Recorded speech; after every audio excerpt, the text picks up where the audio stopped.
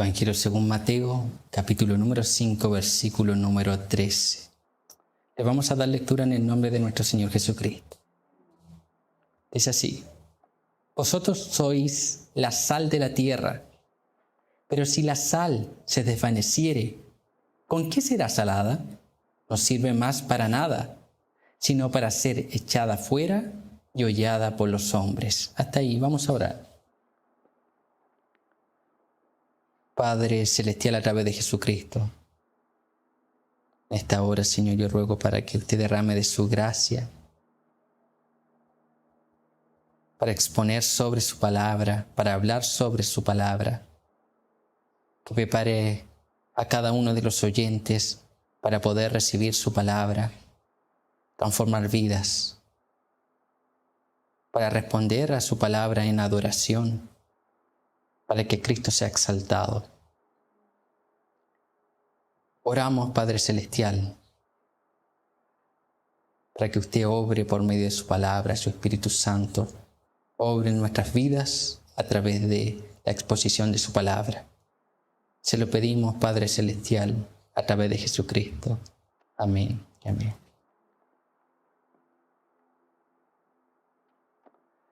Pues hermanos, si se dieron cuenta, la lectura bíblica en el día de hoy estaba en el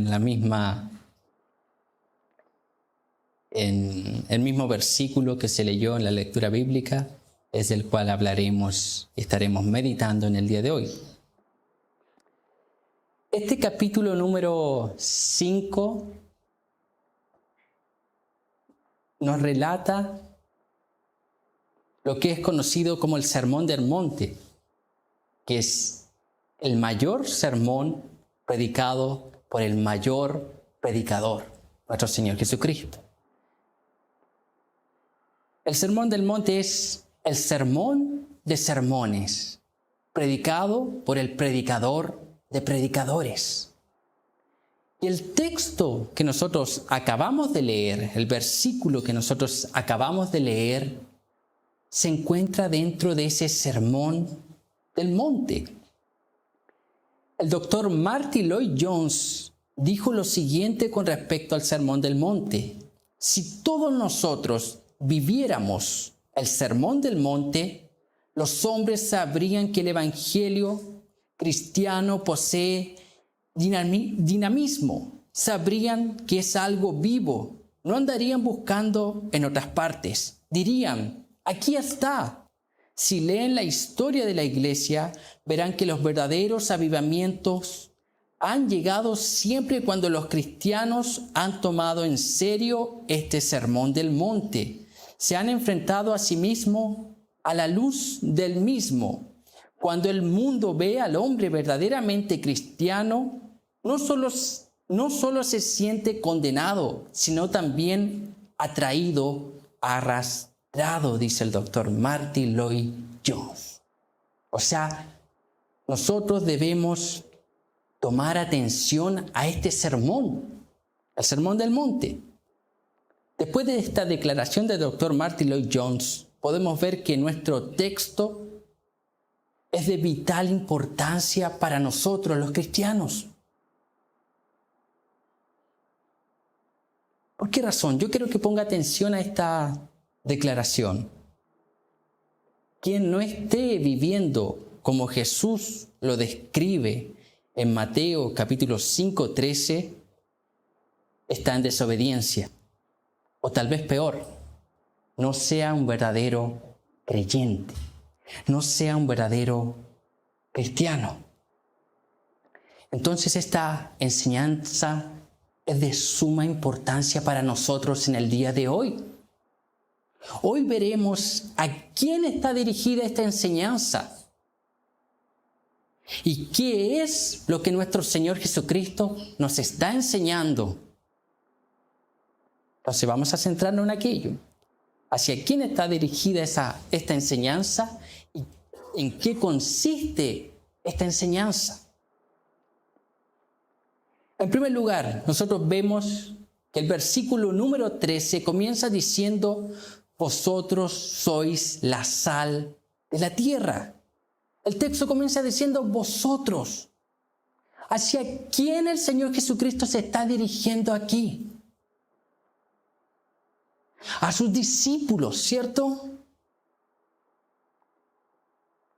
Hacia sus discípulos. ¿Por qué podemos saber que se está dirigiendo hacia sus discípulos? Porque desde el versículo número 1 y más específicamente desde los versículos 3 al 12, el Señor Jesucristo profiere las bienaventuranzas. Y estas bienaventuranzas son las características que posee un cristiano. Y ahora en el versículo número 13 encontramos cómo el cristiano debe manifestar lo que es. O sea, esas características, esas cualidades que el Señor describe, que dice, bienaventurados los limpios de corazón, los pobres en espíritu, los misericordiosos. Y continúa diciendo más bienaventuranza. Ahora en el versículo número 13, Él dice cómo esa pureza de corazón se debe manifestar. Cómo esa misericordia se debe manifestar, cómo se debe proyectar ante los demás. Por lo tanto, esta enseñanza está dirigida a los cristianos, para que sepamos cómo conducirnos en este mundo. Entonces, esta enseñanza está dirigida en el contexto inmediato a sus discípulos, quienes representan a toda la cristiandad de todas las épocas. Entonces, este mensaje también es en el día de hoy para nosotros, para cada uno de nosotros y para los cristianos. Ahora la pregunta que nos surge a nosotros es, ¿qué significa ser un cristiano? ¿En qué consiste ser un cristiano? ¿Cuáles son las características que posee un cristiano?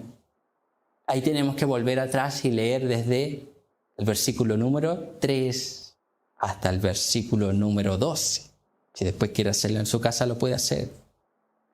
Que definen esas características. Y dentro de esas características, esas personas, el cristiano, es cristiano porque es nacido de nuevo, porque ha sido transformado. Es lo que dice 2 de Corintios capítulo 5, versículo número 17, dice así: de modo que si alguno está en Cristo, nueva criatura es. Las cosas viejas pasaron y aquí son todas hechas nuevas.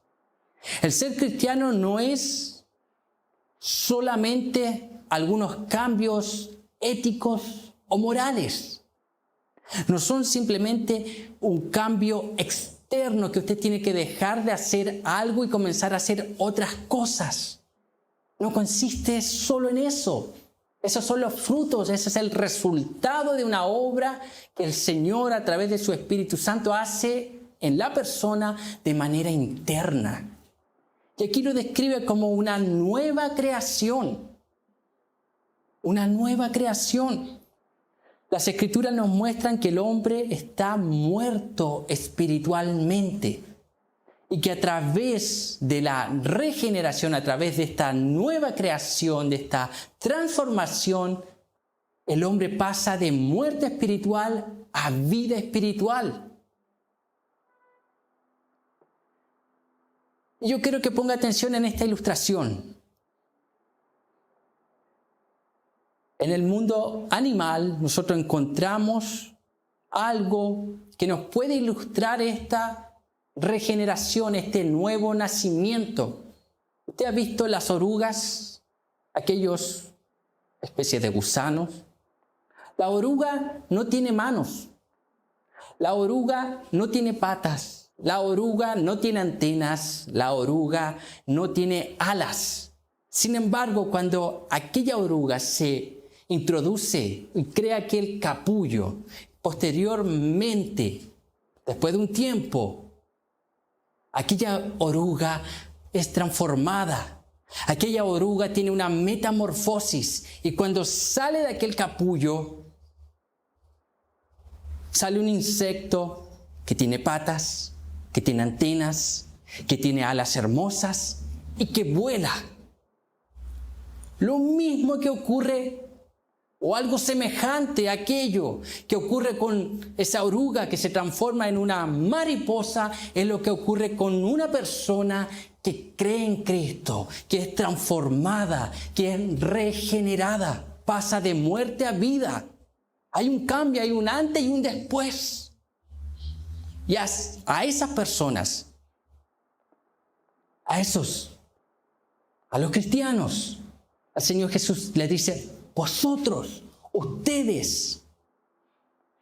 El Señor Jesucristo dirige estas palabras a toda la cristiandad, sean recién convertidos o tengan muchos años de conversión. Es para todos. ¿Por qué razón? Porque a pesar de los años que usted pueda tener de conversión, puede ser que usted esté fallando en la misión que el Señor Jesucristo le ha dado aquí en la tierra.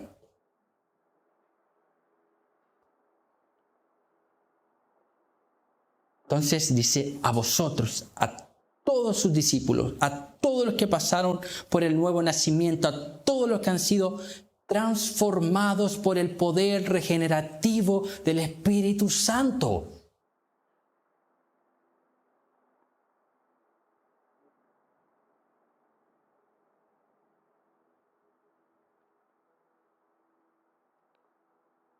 Por consiguiente, mis hermanos, debemos poner entonces atención en la enseñanza que nuestro Señor Jesucristo nos dará. Y ahora surge la pregunta: ¿qué es lo que el Señor Jesús nos está enseñando aquí? En segundo lugar, el Señor Jesús está mostrando aquí cómo los cristianos deben vivir en este mundo. Cuando usted ve la sal y estudia las propiedades de la sal o cómo ésta se utiliza, esta se puede utilizar como sazonador, antiséptico y preservante. Sazonador que da sabor, antiséptico que impide alguna herida que se infecte, y preservante que preserva las comidas. Pero en el contexto de nuestro Señor Jesucristo, lo que Él tiene en mente es el uso de la sal como preservante que restringe la descomposición de los alimentos. Que restringe, ¿por qué? Hoy en día, por lo menos aquí en Chile, no es muy común que nosotros usemos la sal como preservante. ¿Por qué? Porque tenemos refrigeradores, y los alimentos, específicamente la carne, usted la puede congelar y puede durar un buen tiempo. Pero en el mundo antiguo no era así. Entonces ellos, para poder transportar alimentos, específicamente la carne, de un lugar a otros, ellos tenían que sazonarla, cubrirla lo máximo posible de sal para que ésta se preservara, para que los alimentos no se descompusiesen. Entonces, ¿qué es lo que el Señor Jesús está enseñando aquí a sus discípulos? Él está enseñando lo siguiente: así como la sal restringe la corrupción de los alimentos, los cristianos, a través de su estilo de vida piadoso, restringen la corrupción moral en este mundo. La Biblia de Estudio de la Reforma dice lo siguiente: el valor principal de la sal no es como sazonador, sino como preservante. Los discípulos deben estorbar la corrupción del mundo. William Hendrickson dice lo siguiente: entonces, La sal tiene una función especialmente negativa, combate el deterioro. Igualmente los cristianos, mostrándose como verdaderos cristianos, están combatiendo constantemente la corrupción moral y espiritual. Usted ha visto, tal vez estoy hablando de verdaderos cristianos, gente que vive conforme a las Escrituras. ¿Te has visto en sus trabajos? A veces puede haber un grupo de personas sin conversa y hablando cualquier cosa. De repente aparece un cristiano y llega ahí, como que la conversación para, se detiene. ¿Has visto a veces con sus familiares inconversos, que uno va conversando con ellos, los visita e instaura una conversación? A veces ellos paran de decir groserías. O incluso algunos igual las dicen, pero dicen, yo sé que ustedes no dicen, pero perdón, pero hay algo distinto en las conversaciones. Hay algo diferente. Y ese es el rol de nosotros como cristianos. Cuando estamos en medio de personas inconversas, la maldad se restringe. Los comportamientos se restringen. ¿Te has visto? De repente está un cristiano y hay alguien, un compañero del trabajo que mira algo así y que quiere tomarlo, robárselo. De repente está cristiano y algo le pasa internamente, como que mejor no lo hago. ¿Por qué? Porque ese es el rol de los cristianos. Impedir la corrupción. Impedir que este mundo sea peor de lo que pudiese ser. Ese es el gran problema que nosotros tenemos en la actualidad. A veces nosotros como cristianos miramos este mundo, vemos la maldad, vemos el pecado, vemos cuánta corrupción y nos quejamos. Pero la pregunta que nosotros deberíamos hacernos, ¿nosotros estamos siendo sal de la tierra? ¿Estamos siendo esas personas que preservan que las personas que están a nuestro alrededor se corrompan más de lo que están? A través de un buen consejo, a través de nuestra manera de vivir, a través de nuestras oraciones. Nosotros estamos orando por nuestros familiares inconversos, por nuestros compañeros de trabajo inconversos, por nuestros vecinos. ¿Estamos preocupados de ellos? De esa manera nosotros podemos influenciar. Y aquí hay que tener un debido cuidado nosotros, los cristianos, porque algunos cristianos a veces se convierten y pasan de muerte a vida y lo que quieren hacer en primer lugar es vivir prácticamente vidas monásticas, apartados de la sociedad, aislarse de la sociedad. Eso no es lo que el Señor Jesús enseña aquí. No es lo que enseña aquí. Y después va a ver la enseñanza que hablaba el hermano Juan Elías, el versículo 14 al 16, que nos va a mostrar todo lo opuesto con respecto a la luz. Aquí vemos la sal cumple una función negativa de prevenir, restringir. La luz cumple una función positiva de alumbrar, influenciar. Es el contraste. Pero ambas cosas deben estar en los cristianos. Entonces no podemos pensar vivir vidas aisladas de la sociedad. Está bien que usted quiera vivir a pesar de cómo está el mundo y que quiera vivir en el campo un poco más tranquilo, sí, pero no con la idea, la mentalidad de aislarse de la sociedad sin tener una relación con las personas inconversas, porque no tiene sentido nuestro propósito aquí en la tierra. Usted ve la sal cuando usted la tiene ahí en el salero, no cumple ninguna función, está ahí en el salero encerrada. Pero cuando la sal, usted la derrama, sale del salero, comienza a sazonar para preservar, ahí tiene influencia.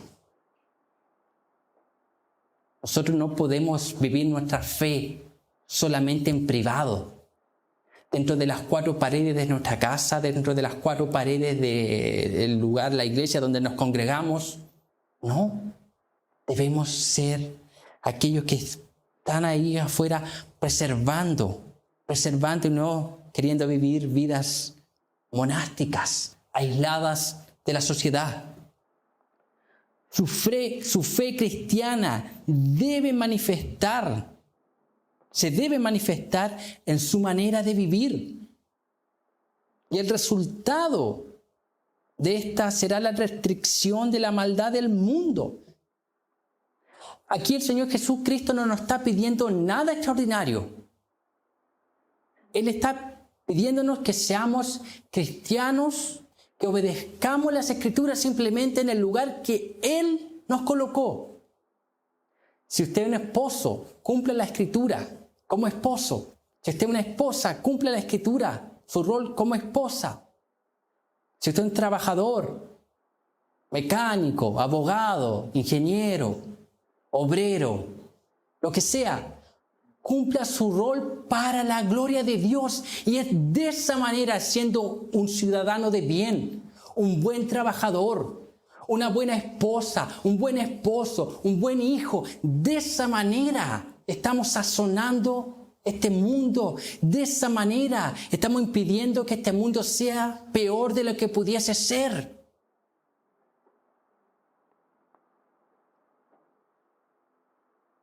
Y también en nuestras vidas debe haber una coherencia entre lo que nosotros decimos profesar y lo que nosotros vivimos. Porque es el gran problema que vemos en la iglesia actual. Ese es el gran problema, la gran crítica que la iglesia recibe por parte del mundo. Que la iglesia profesa hacer algo que en la práctica no cumple. Entonces, ese es el cuidado. Y como decía anteriormente, son en esas cosas simples. Siendo un esposo bíblico, una esposa bíblica, un hijo bíblico, un trabajador bíblico que vive para la gloria de Dios. No estamos hablando de aquí de perfección, porque sabemos que el creyente está en un proceso de santificación. Va a fallar, sí, pero la diferencia entre el creyente y el no creyente es que el creyente falla y se arrepiente y cambia. El que no es creyente, pero cree serlo, vive en una constante contradicción entre lo que dice ser y lo que vive. Constantemente, usted nunca ve algo bueno, siempre cosas malas. Entonces, ese es el cuidado que nosotros debemos tener. Porque aquí el Señor Jesucristo nos está enseñando cómo nosotros debemos vivir en esta vida, en este mundo. El Señor dice que no somos de este mundo, pero estamos en Él. O sea, este mundo no rige nuestra manera de pensar, no rige nuestra cosmovisión, nuestra manera de conducirnos. No, lo que rige nuestra manera de conducirnos es la palabra de Dios. Ella es la base de nuestra manera de pensar, de nuestra manera de vivir, de tomar nuestras decisiones. Pero nosotros las tomamos dentro de este mundo para hacer sal, preservar, impedir que este mundo sea tan corrupto como puede llegar a ser. El doctor Martin Lloyd Jones, hablando sobre este pasaje en el Sermón del Monte, él dice que los cristianos, voy a parafrasear, él dice que los cristianos son los únicos, la iglesia, los únicos que tienen la cura para esta sociedad tan inmoral. Nosotros a la luz de la Escritura sabemos que es así. Pero debemos vivir como verdaderos cristianos. Entonces el Señor Jesús profiere esta palabra para sus discípulos, para los creyentes, diciéndoles cómo ellos deben vivir, cómo ellos deben conducirse en este mundo. Pero para aquellos que insisten en ignorar la enseñanza de nuestro Señor Jesucristo, Él responde lo siguiente. Él da una advertencia. El texto continúa diciendo, pero si la sal se desvaneciere, ¿con qué será salada? No sirve más para nada, sino para ser echada fuera y hollada por los hombres. La sal a la cual el Señor Jesucristo se refiere aquí es la sal que proviene del Mar Muerto. Y esta sal se encontraba generalmente en pantanos, en lagunas o rocas. Y también debido a las lluvias, esta sal se mezclaba con otros minerales, perdiendo así sus propiedades. Por lo tanto, cuando perdía esas propiedades, dejaba de ser útil. La Biblia de Estudio de MacArthur dice lo siguiente: la sal pura no puede perder su sabor o efectividad, pero la sal que es común en el área del Mar Muerto está contaminada con yeso y otros minerales y puede tener un sabor pobre o ser ineficaz para preservar. Sal mineral de este tipo era útil tan solo para mantener las calzadas libres de vegetación. Por eso que el Señor Jesús dice, no sirve más para nada, sino para ser echada fuera y hollada por los hombres, pisada. Lo que se cree es que esta sal impedía lo que nosotros conocemos como en las rutas, ese crecimiento de malezas. Esa es la idea. Y la Biblia de Estudio de la Reforma dice lo siguiente: esta sal puede volverse inútil cuando la lluvia lava su salubridad a lo largo de los años. Del mismo modo, los cristianos cuyo valor y conducta no se distingue de la cultura que los rodea, fracasan en su misión. Fracasan en su misión. Entonces, mis hermanos, aquí el Señor Jesús da una advertencia, da una alerta. ¿Qué pasa si la sal no es verdaderamente sal?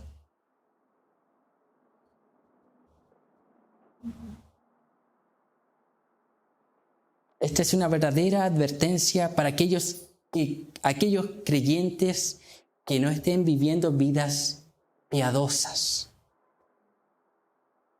Una seria advertencia el Señor Jesucristo está alertando, que puede ser que sean verdaderamente creyentes, pero que no estén obedeciendo a la palabra del Señor. Y Dios en su gracia y su misericordia en el día de hoy está hablándole. Pero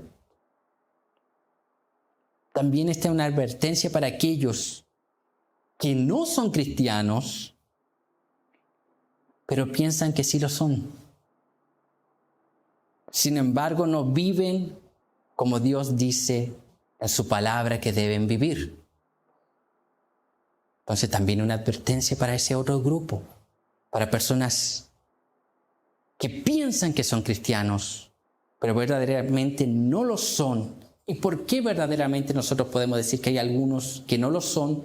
Porque el Señor Jesucristo dijo que el árbol se conoce por los frutos. Es decir, el verdadero creyente se conoce por los frutos, por aquello que exterioriza. Cambia esa palabra frutos por obras. Pero no son obras para ser salvos. Las obras son el resultado de una obra que Dios ya inició internamente. Esa regeneración, esa transformación produce frutos.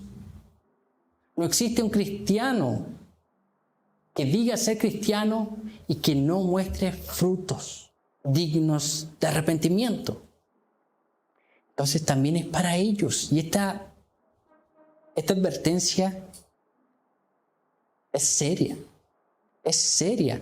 Escuche lo que dice William Hendrickson hablando sobre esta advertencia. Dice, así como no se puede restaurar la sal que ha perdido su sabor, así tampoco aquellos que fueron enseñados en el conocimiento de la verdad, pero que entonces se pusieron resueltamente en contra de las exhortaciones del Espíritu Santo y se endurecieron en oposición, son renovados para arrepentimiento.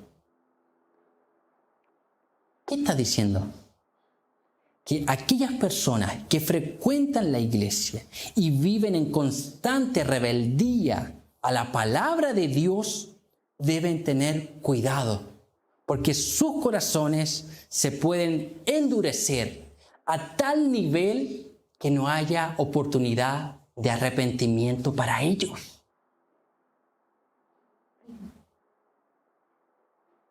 Personas que están en una constante resistencia a la palabra del Señor, resistencia a la voluntad de Dios, resistencia a las enseñanzas bíblicas,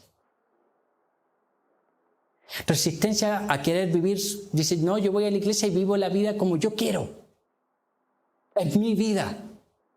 Está resistiendo a la palabra del Señor. Nosotros debemos vivir nuestra vida bajo el señorío de Cristo, bajo la palabra del Señor, y Él nos dice que nosotros debemos ser sal, debemos comportarnos como sal, debemos vivir vidas piadosas, vidas santas, vidas que reflejen el carácter de nuestro Señor. Debemos recordar que nosotros somos embajadores de Cristo aquí en la tierra. ¿Qué hace un embajador? Representa a toda una nación en otro lugar.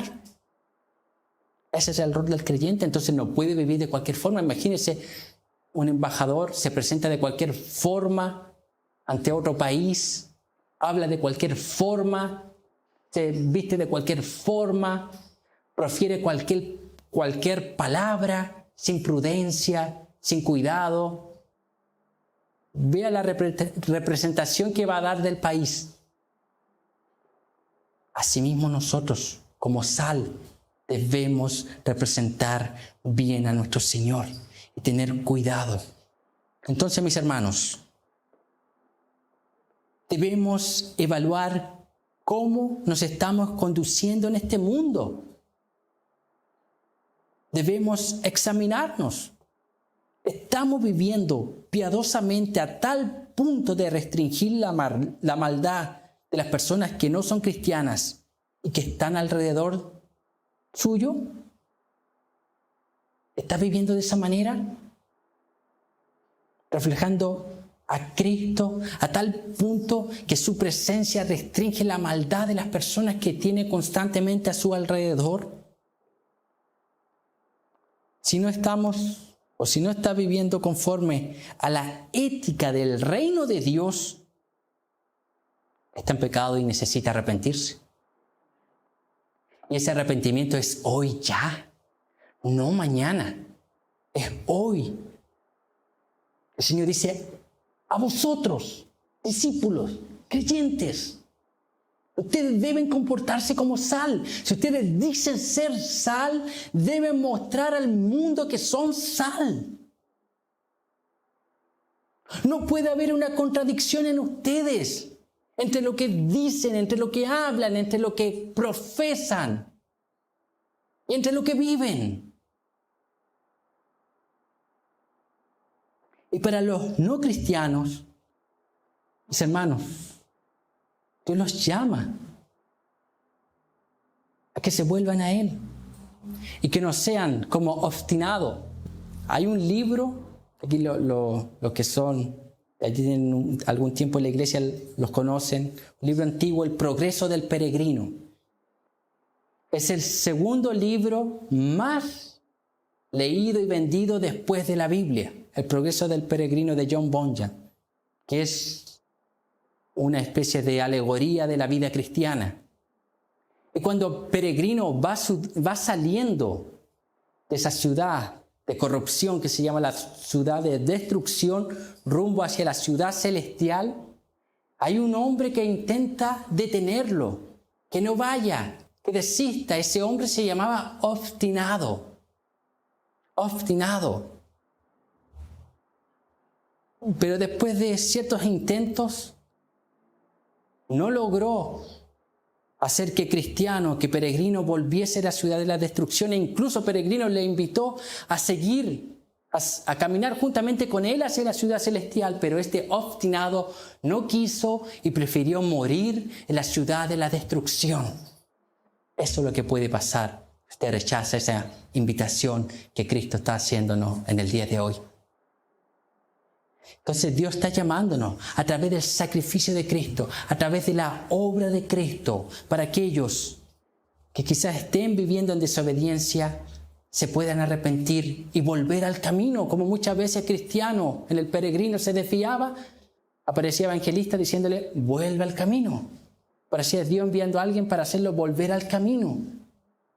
Y también para aquellos que están sin Cristo, Dios los llama a creer en Él y confiar en el sacrificio que Jesús hizo en la cruz del Calvario. En la cruz, el Señor Jesús se colocó como intermediario entre Dios y los hombres. Los hombres estaban muertos en delitos y en pecados. El hombre estaba muerto espiritualmente.